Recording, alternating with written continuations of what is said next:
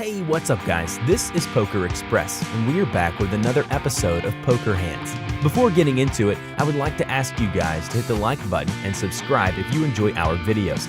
Let's jump straight into the action. Some dynamic would have built up, some chip movement as we still see Philbort. He's added about 300k to his stack. What did you text him? Dad, I'm on TV with the German flag. The picture. 1 million starting stack. He's not able to poker go and it's so difficult. You can 4k, 8k with an 8k big blind ante. Feels open to 20k under the gun. Yeah. Anton looks down at King Queen in the cutoff. Maybe a hand he wants to attack with. Right on Poker TV. He does decide to just a call. Wary, Phil raising under the gun. We were talking about making your parents. Timothy with an easy overcall, holding 6-7 of diamonds on the button. Very playable hand. Yeah. Patrick, aka Clicky, in the mix on this speech table. He folds. Tony Tran in the big blind. He's going to complete with Queen Jack off. Yeah. Look, Mom, I'm with a couple of gamblers on TV. Probably she would be afraid that I get harmed after sitting next to these two guys. Queen 4 deuce. Well, wouldn't you know it? Dangerous. Case Queen pops out. Yeah. 92,000 chips in the pot. A broken board. Bets 40. Reasonable sizing. A little under half the pot. But you have Doesn't really need to protect against you anything. don't get in their face. You're not coming in. Anton, of course, with a cool one. Well, I can't really see how Tony can do anything else at this point but cool.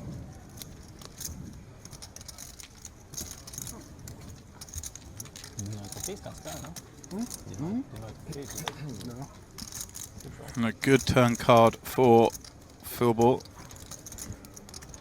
Small chance someone turned 2 pair. Avoided all those low straightening cards. All these players appealed him with a gut shot.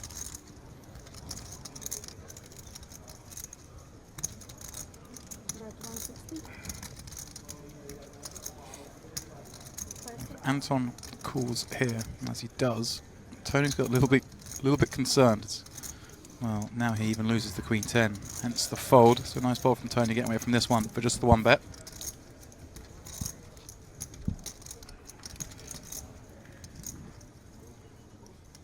Looks like he's deciding for approximately 2/3 the pot. And this is pretty grim for Anton. His hand is fairly face up as a queen. Doesn't have a spade in his hand, which makes this an easier call. If he had a card, say like the King of Spades with the Queen of Clubs, and we blocked quite a few of those draws that double barrel. Having King, Queen, no spade is a good thing if he wants to call.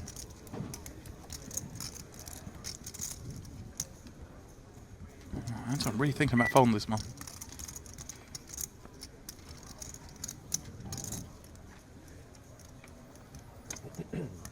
Would be a big fold.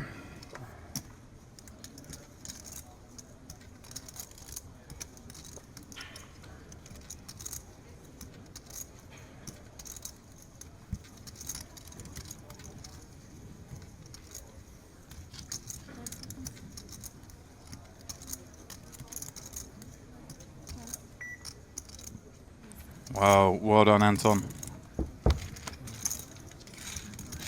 Got away from it.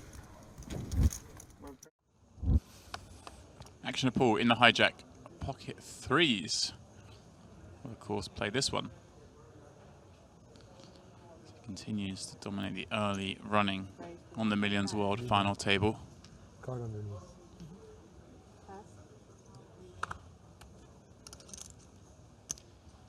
Shall Jack 10 of hearts on the button.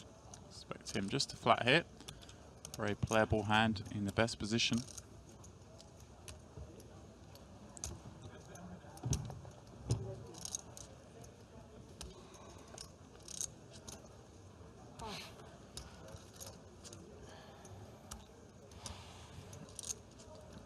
Ferraro, also the very playable hand, this time in the worst position, the Queen 10 of diamonds.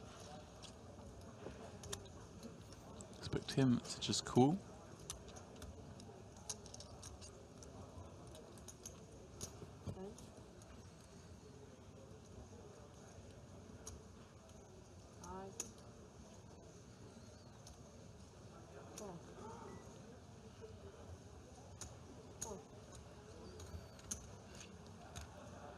Roger joins the party. Jack 6 of diamonds from the big blind. Queen 9-3, 2 hearts. Monstrous flop for Zhao. He with an open, a straight draw and flush draw, but Paul with bottom set. Is it any wonder? Corrado top pair, drawing nearly dead. We'll see a big one here. Paul surely will see bet this flop texture with bottom set. It's the best strong hand to bet here. Doesn't block any of the higher pairs. Draw heavy board against a button peel and a small blind peel. It's a question of Zhao whether he'll raise or call. I suspect he may just call this. That will allow Ferrado to call also. We may see this go 3-way to the turn.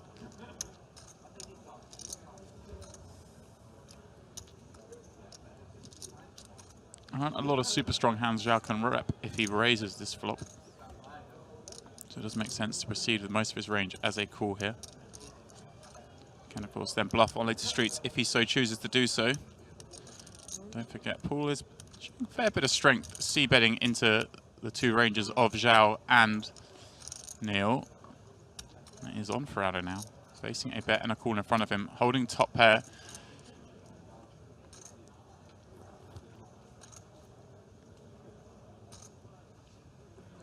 Can't see him doing anything other than calling here.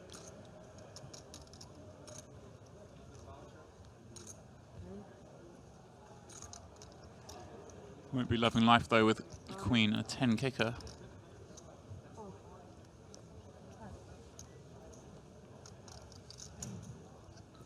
Three-way to the turn. The open is straight draw and flush draw. Bottom set and top pair.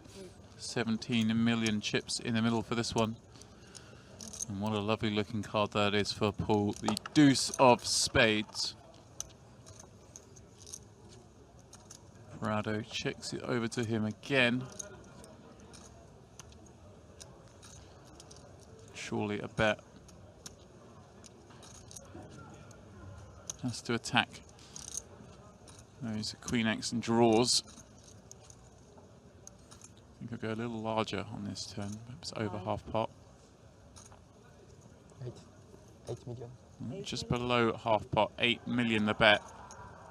Zhao now knows he's repping a lot of strength. Hand still so tempting to bluff with. Surely just a call.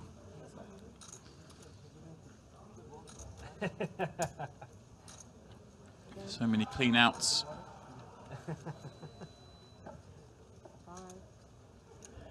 Makes the call, and now Ferrado can surely get away from this, having seen the same action repeated on the turn.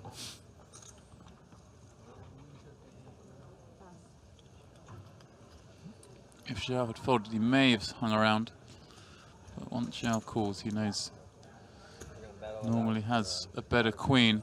Brick on the river, unsurprisingly the way Paul's day's been going.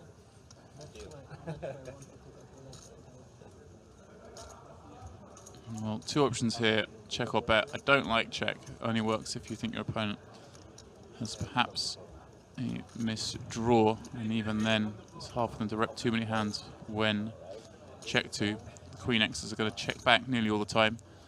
Much better to target a hand like King Queen or Ace Queen that Zhao might have here. Loads of misdraws that he can represent himself. If he did bet with a hand like the one Zhao has, or even a hand like, say, King Jack of Spades. So many misdraws on this board. It would be very tough if Zhao did have a queen to fold. So Paul with bottom set, a clear bet. Zhao 24 million behind. Expect this just to go all in.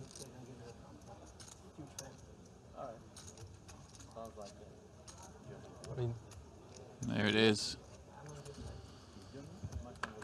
Zhao, of course, folding that misdraw. Surely not this time, Nazarski. No, he will fold the ace-3.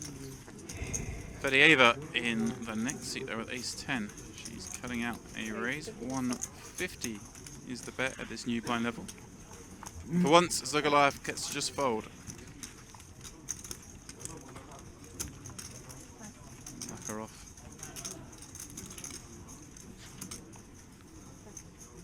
Also also folds, as does Goffman with that 8 million chip stack.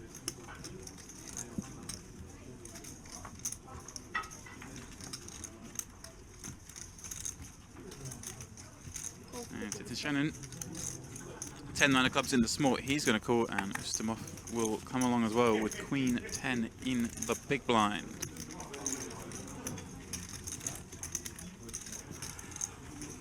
All three players holding a 10.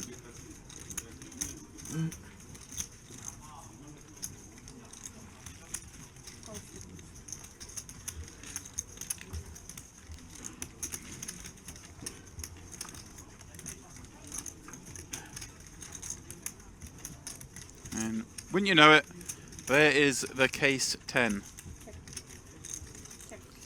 Fedieva, not these two, in bad shape. She also holds the only heart in the pot. Expect this to be called by both players.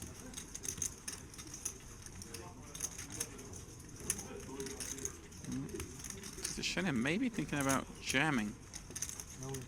Yeah, there it is. Doesn't have that many chips behind. Doesn't want bad cards to come off. Doesn't want to allow Ustimov to overcall. And Ustimov now in a tough spot. I think he'll fold this. Fedieva has C-bet into two players. Shows some strength. And Shannon check jamming. Well, you can certainly have worse hands than Queen 10. But Queen 10's never going to have him crushed. Although in this case it does. But what I mean is, Shanon's draws will be very live against Queen 10.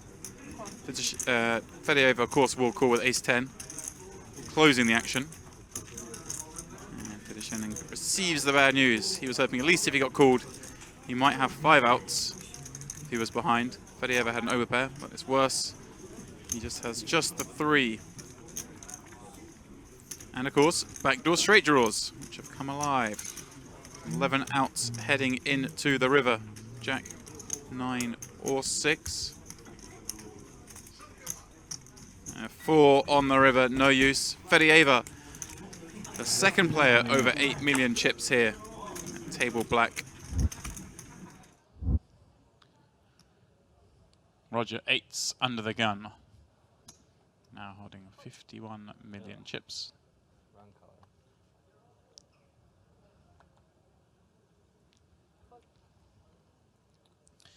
Benjamin in the cutoff, 7-6 of clubs.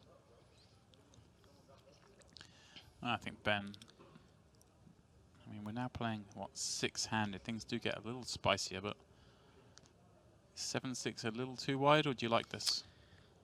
I kind of like it just in terms of, you know, exploiting our, leveraging our chip stack against Roger. And also, people seem to, in my experience, you know, this is something that's coming more into poker. People are limping in early positions so that they can call a raise, and, you know, rather than opening and be 3-bet and then inflating the pot. Like, typically you see people doing it with suited broadways and maybe hands like this that aren't the elite hands. Like, I don't think it's crept fully into the game yet, you know, where people are limping ace king off here, for example, and then looking to proceed. Well, he did overlimp. Oh, he overlimped, with okay. the 7-6 suited, which is pretty good, right? But Yeah. and he doesn't mind taking it multi-way, I guess. Pull from the small completed king 7. Steve with deuce 4 in the big, checks his option, sees him flop and open in his straight draw. It is Paul and Ben who flop top pair. Ben with a gut draw will go with it. But Roger, after all of that, is still out in front with an overpair. So something for everyone here, and it is Steve coming out firing from the big blind. You know, anything can happen, and with these specific set of hands, this is going to be super interesting. Steve, you know, this, obviously, as we know, this flop favors Steve a lot, right? Steve has all the 2-pair combos that got to see the flop for free, right? Has all the 4-6 offsuit for the straights, and also has the 4 in his hand that will block the 4-6 for the straight. Roger must continue. Now, Ben, I mean, I don't think Ben can ever fold here. Top pair and a gutter. All right, yeah. I would expect him to overcall here, I think. And then what's Paul going to do is pretty... Yeah, Paul in a pretty bizarre spot against him. Yeah. He has king 7, but a hand doesn't really ever improve bar hitting 2-pair. Doesn't know what the bad turn cards are even. Sure. Would you be that shocked to see him fold? I actually think he'll fold quickly here. There's There's just so many bad turns. There we go. Yeah, he did fold quick. As you said, not only did you call him folding, but quickly. Yeah. Snap folded. Well, he would have liked that turn because it would have given him a flush draw. I mean, the life of O'Dwyer. But Steve O'Dwyer finds a straight. Roger finds an open-ended straight draw and an overpair. And Ben with top 2 pair. Choose your own turn card day at the Baja Mark. Interesting Resort stuff. and I mean, casino. I would expect Steve to lead with pretty much close to 100% frequency, right? Like Roger basically has no 8-9 suited in his range from under the gun, really. Benjamin can for sure have 8-9. But obviously with such a coordinated board with 2 flush draws, expect Steve to bet to try and get value and protect his vulnerable straight. And of course, no blockers to the pairs has size pretty big because he can run into 2 pairs on this kind of board, especially in, I guess, in Ben's range more than Roger's, as you say, Roger limping under the gun. Roger does have those, some of the big pairs he might have limped under the gun, right, as part of this range, so over pairs are part of it. Puts pressure on those. Spade draws, as you say, a big part of it. I think Roger just must fold here. The problem is we do also have Ben behind who could, even though we blocked 8-9 suited, could have one of the combinations of that. Ben can have a set, right, for sure, the way this hand's played. Could have a straight also, so we're basically forced to fold our 8s. 6s and 4s play the same way, wouldn't they? They would, for sure. Wow, this is tough. Like this is what separates the best from the best here. We'll see if Ben can work out the situation. Well, Steve's showing a lot of strength, having bet the flop and then bombed the turn. But of course, Ben, you know, even if he's suspicious he's beat here, he has to call, right? Because he has top 2, he can improve. Sure. It's actually not impossible that we can bluff some rivers if we do think that Steve has a 4 in his hand. A spade being the primary candidate. Even an 8 or a 9, right, is like not impossible that we might go for this. Well, 5 does pair the board, but not the one Ben wanted. But he does block both the houses, though. Yeah. Well, both the top houses. Excuse me. What is this? You put too much. Oh, I put too much? Oh, yeah, I did. Oops. Well, not the worst river card in the deck for Steve, but not a great one either. Like you say, a lot of the hands Ben calls the turn with that aren't the flush draws are, of course, 2 pairs. Yeah, this is super interesting because, you know, does Ben even get to the river here with 9-10 of spades, for example, for 15 million on the turn? I'm not sure he does. It's not impossible that Ben goes for this, but will he think he can have enough showdown, or does he recognize he needs to bluff Steve off or straight? Right, Steve does have some bluffs himself, of course. Some of those combo spade draws, like if he had 8 of spades and another spade in his hand, might play this way. Does Steve have enough value hands on the turn that can check for the river? A lot of Steve's value hands himself would now be 4 houses, right, that he may check. Although the interesting thing about that is, let's say that Steve had 7-5 or 6-5 on the turn against 2 opponents when it comes 4 to straight. Would he bet 15 million? Very interesting hand, actually. Well, it does go check, check. Steve pulls in this monster pot, and it is, as you see, the last hand for the break. So